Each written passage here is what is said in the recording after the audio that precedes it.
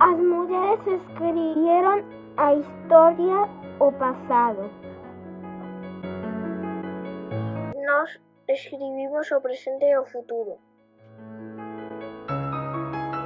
Por iso queremos deixar a nosa palabra na biblioteca, lugar de aprendizaje. Escribimos pola muller. Pola igualdade.